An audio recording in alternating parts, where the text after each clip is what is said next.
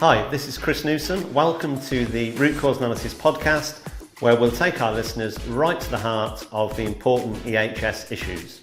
We're coming to you live from Woodland Grange, a conference and hotel venue in the Midlands. So we now welcome Ross Severn to the Root Cause Analysis podcast. Ross is the Managing Director of Defib Plus, a defibrillator specialist supply company.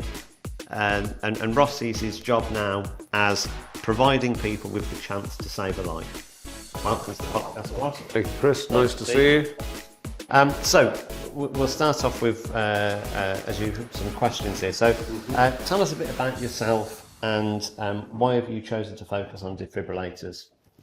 I've had a fairly lengthy business career. I've done a number of things. I started out as a founding director of a publishing house that specialised in political publishing and contract publishing. It's been an eclectic career, but I've always done something that I've felt I was inspired by. It's always been important to me. Most latterly, I was involved in assisting in a management buyout from a utility company of a water purification system called membrane bioreactor technology. And we took that out, and we had a very specific goal. We wanted to ensure that taking sewage and making clean water could be done on a local basis. And having taken the business international, so it was still suitable for major utility companies and the like, we devised a system which was literally a process plant in a container. So we could drop that off locally. Important in Asia, we were in Australasia. It was a great success. I sold my interest to a co-director and took a sabbatical, which was somewhat interrupted by a resuscitation. And that, I won't bore you with that, it's fairly personal, but that was a fairly seminal moment. And I felt to myself that it was important for me to understand back then why there weren't that many AEDs around. So it meant a lot of research, and that was around understanding what the drivers were for private ownership. And by private ownership, I mean corporate ownership, so high street, so that they're in pubs or in shops or in restaurants, etc. Accessible, but also if you're in a rural community with ambulance response times the way they are, it really is rather important to have an immediate response that you can activate. So we kind of reverse engineered the whole thought process, and the question boiled down to, if AEDs were free, would every company have one? And the short answer to that was no. Really? Yes, and that's surprising. Well, anyway, it's one of the important factors, and we had to understand why that was the case, because AEDs do save lives. That is their principle. So we had to explore that, and this at a time when there was huge stakeholder involvement. And in fact, the Resuscitation Council UK was saying you could actually face legal action under tort law, civil law, if you didn't carry them. If a company of a similar trade or size or what have you, 2 miles up the road had one, they'd done a risk assessment, another one 2 miles that way had one, and you didn't. The brief could quite reasonably say, well, why don't you? So there were a number of things that we looked into, but our aim, Defib Plus, is about providing AEDs and providing support. Okay. And it's interesting, some of the stuff you say there, like, you know, in our company, we teach a lot about the law and that sort of tort law, civil side of things. You're absolutely right. You know, someone establishes a precedent and that then becomes the expectation. Exactly.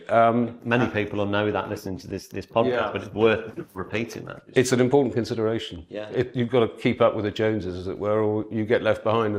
And in this case, there can be, there's potential for a claim. Yeah, it's a good way to put it.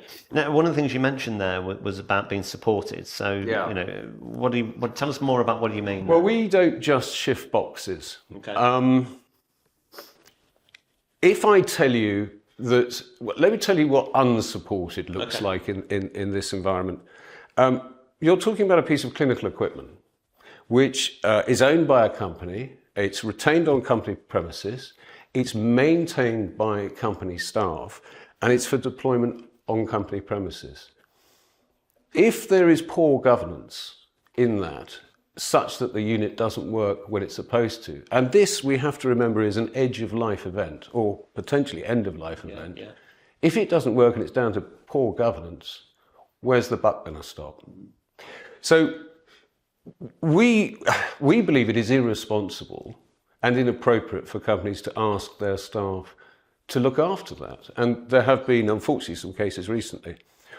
But what we do is to say, we will put you almost in a subordinate position in this. We will undertake the statutory checks that you must complete each month under your provision and use of workplace equipment regulations. We provide you the format of those checks. And if all of those checks that you do on that, and they can be really simple, just as, is it where it's supposed to be? Right, yeah. I mean, that's basic, but also any signs of a drop or a fall, any water ingress, etc. Okay. If all of that is compliant, and you don't have to print it, you can literally do it on your handset.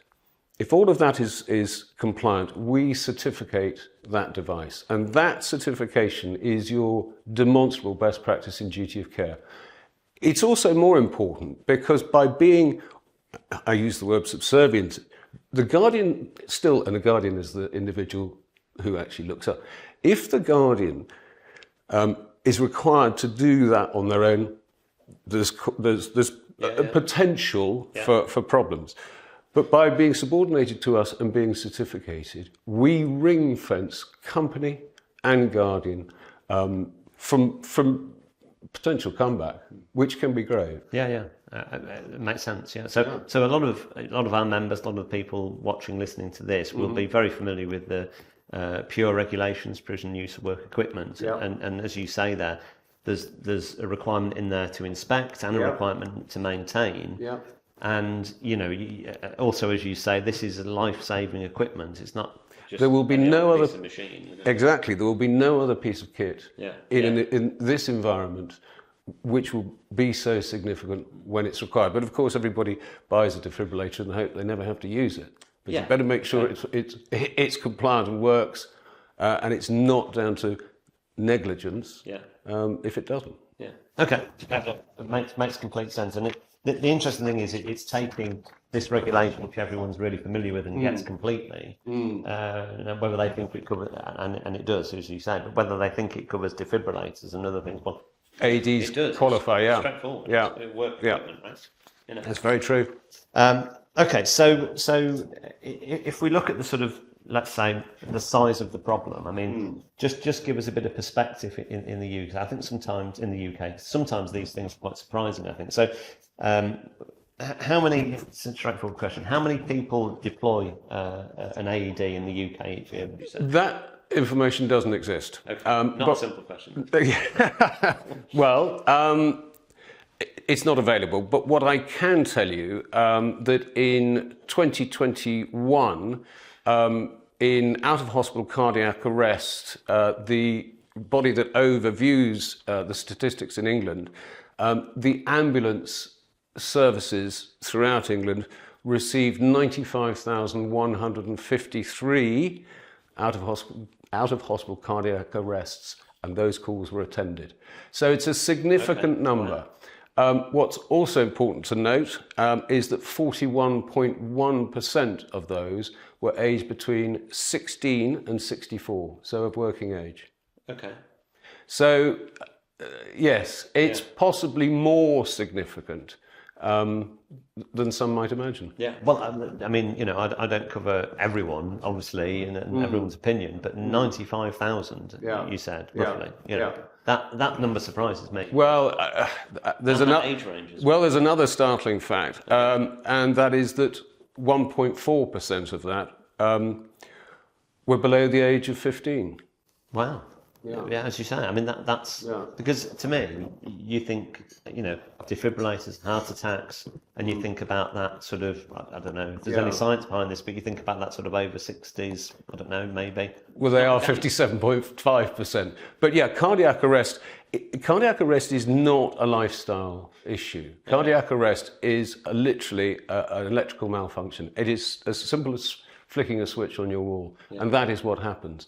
There is more often than not no rhyme or reason. Okay.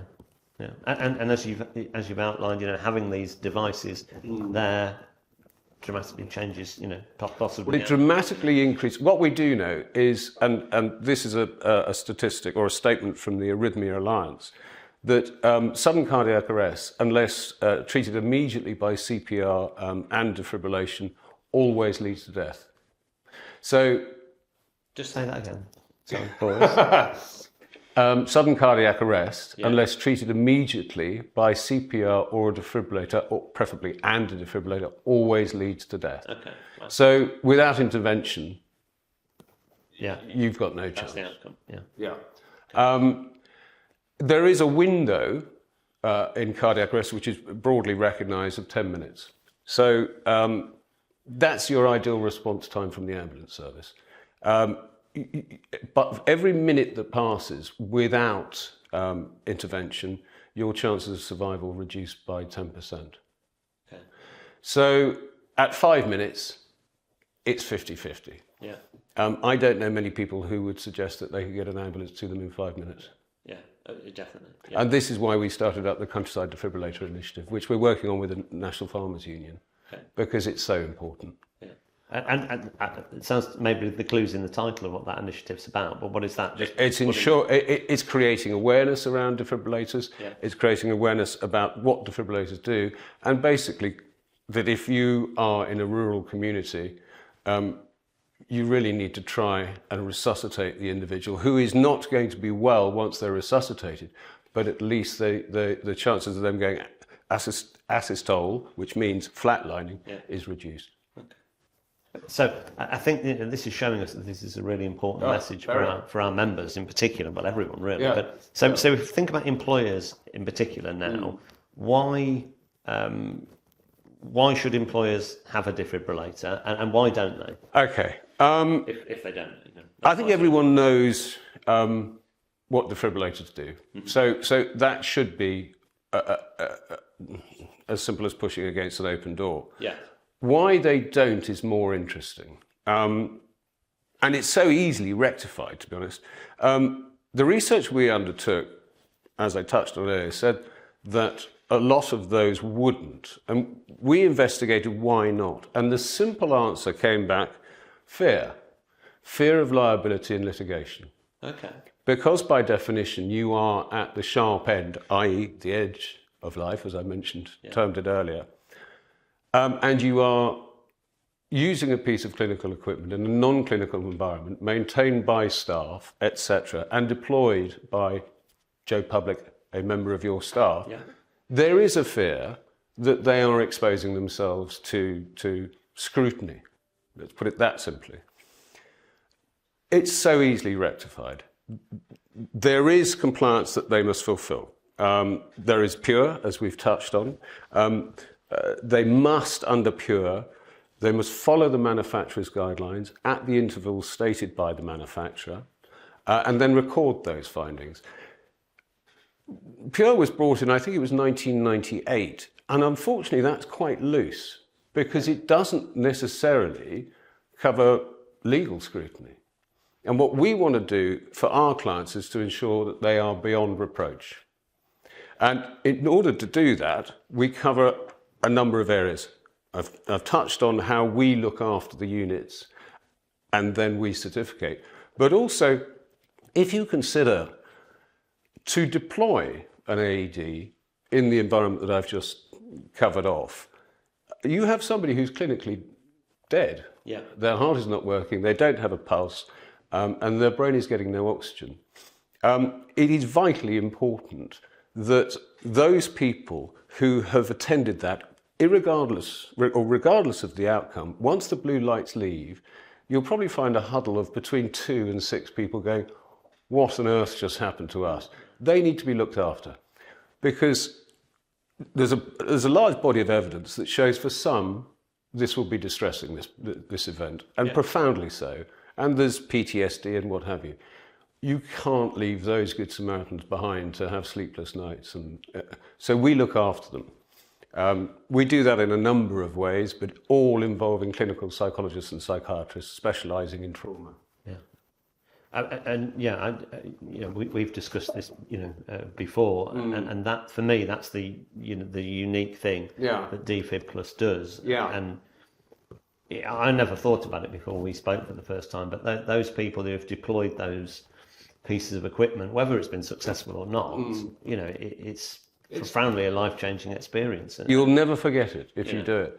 And I would actually imagine. But outcome is important.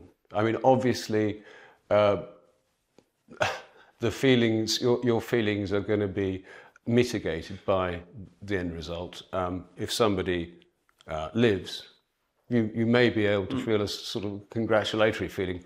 But unfortunately, and although, as we've discussed, this is time specific, but it's not always the case that people survive. It's not a miracle cure. It's there to give you the opportunity to make a difference, though. And it won't always work. It won't always work. A guarantee. But better to do your best, because you never know. As the lottery, you say, it could be you. That's right. You're better off having it there than not. Agreed. We've talked about why employers should have it and some of the risk factors around why they don't. And I think the stuff you said there is really interesting, because I would have thought before we're having this conversation, why don't they? Well, because it costs this much money, and it's to maintain them and so on. But it's that fear of, I get it, that the fear of getting into trouble because you got it wrong, that legal worry, And that's an unnecessary fear. I mean, you have to have 100% faith in your staff who are going to be guardians of this. If there is any room for error, and error is always present, then it's better to outsource. Because as soon as you outsource that responsibility and those compliances, outsource the compliance, outsource the risk.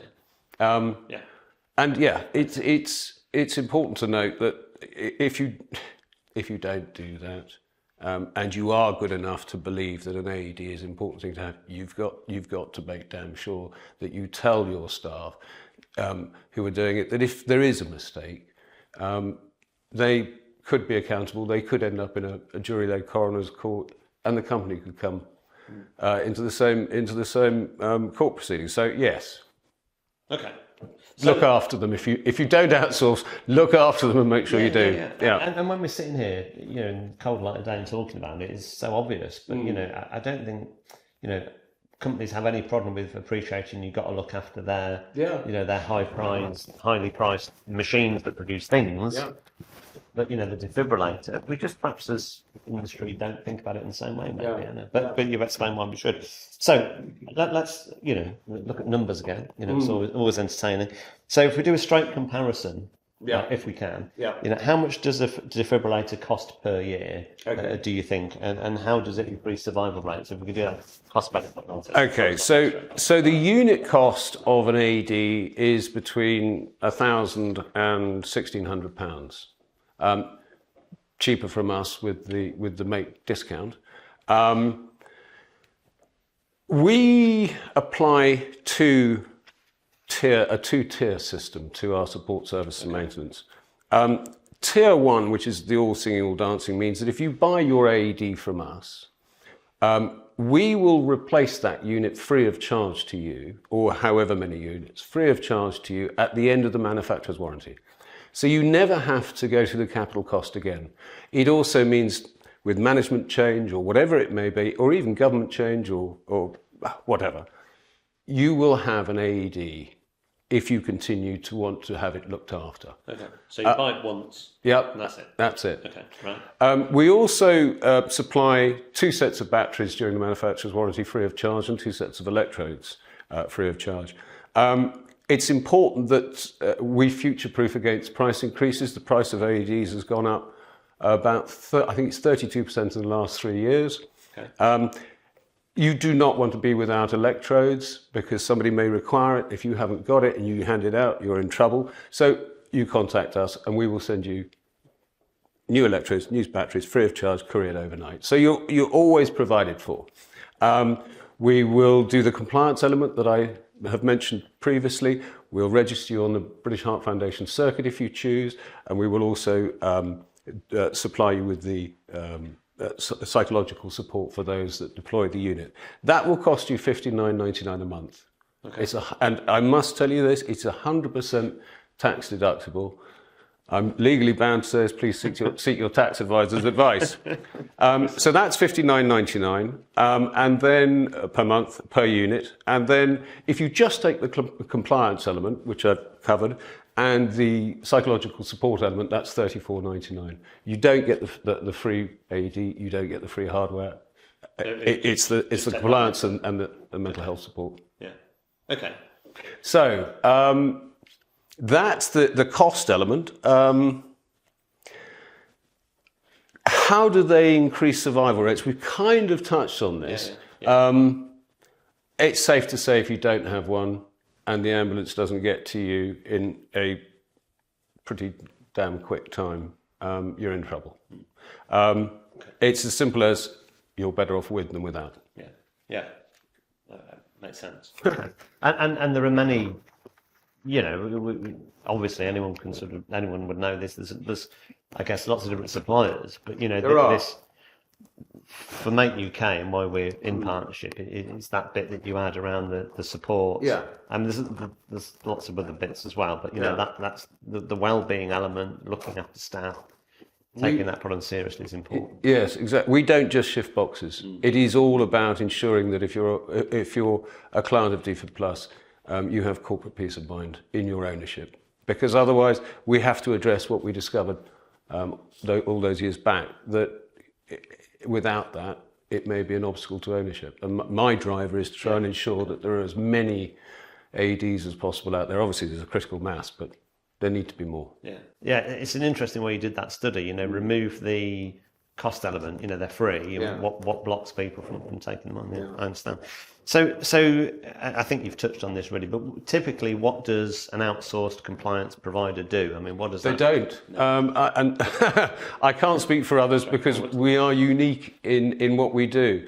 What we're about is providing good kit and good governance, and it's literally that simple. And making sure that whilst you're in ownership, you're never compromised by bad governance, which can be hideously costly and very time-consuming, and that you've got the best kit available.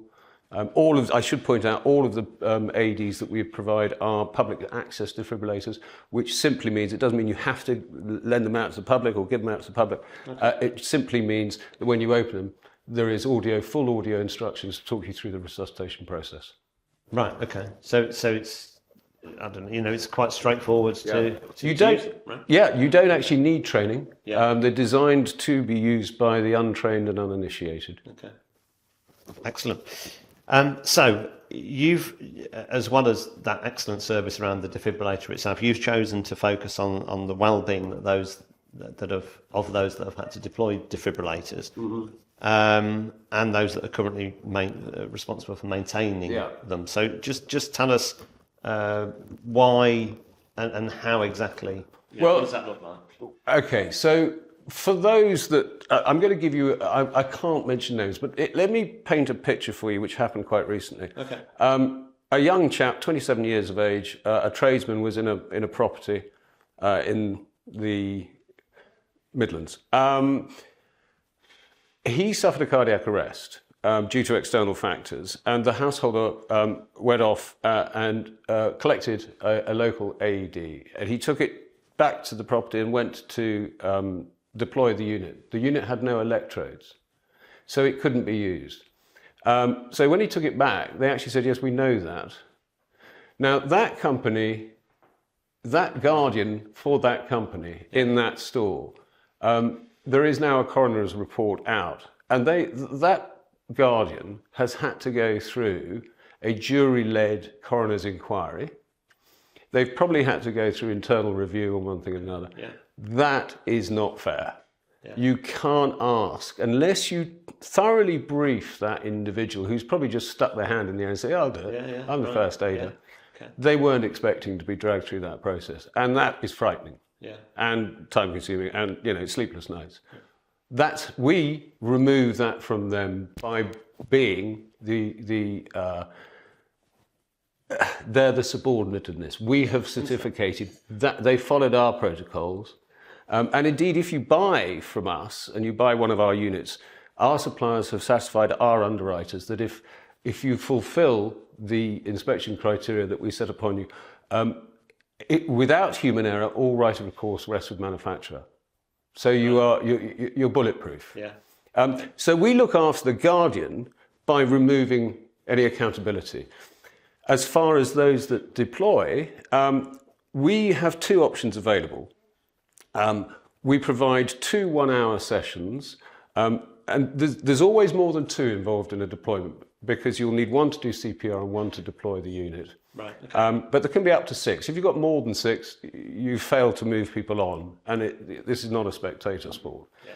So we will give 2 one-hour sessions for up to 6 people, hosted by a clinical psychologist or psychiatrist for people to talk through their experience.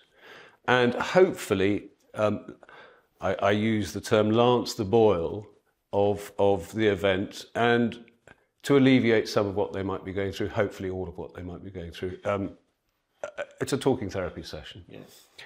Alternatively, and through our sister company, Cardiac Arrest Remedial Support, we can provide right the way through to 12 one-to-one sessions with a trauma specialist clinical care provider. Again, they will either be a clinical psychologist or psychiatrist.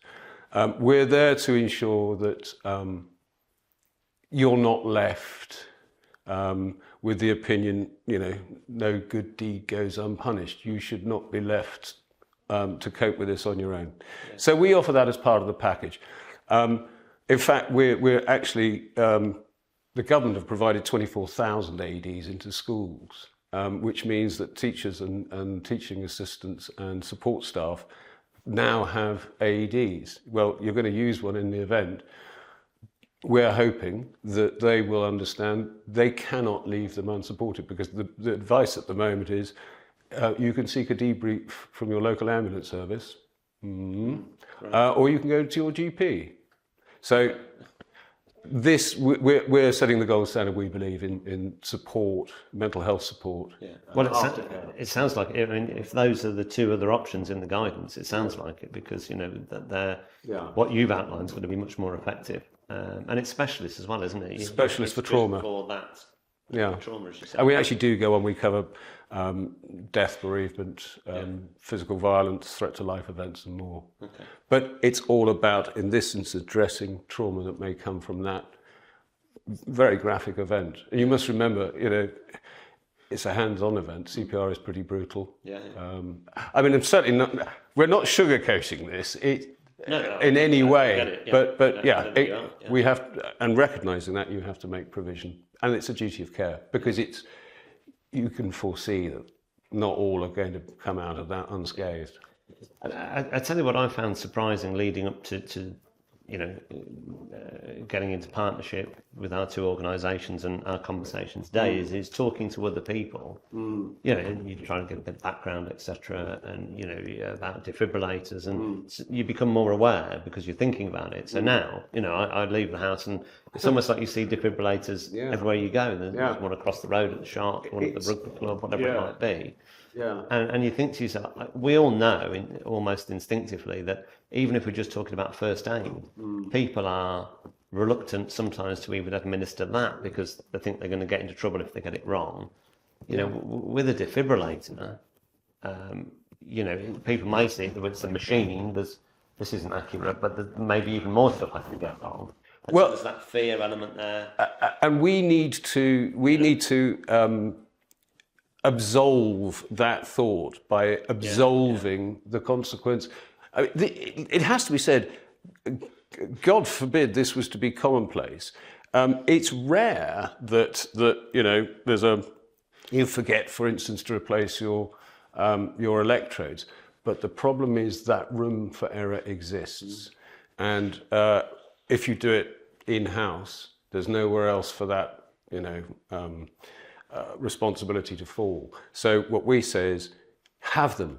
for goodness sake, have them, because of what the chances that they provide for the provision of life, or the preservation of life, more importantly.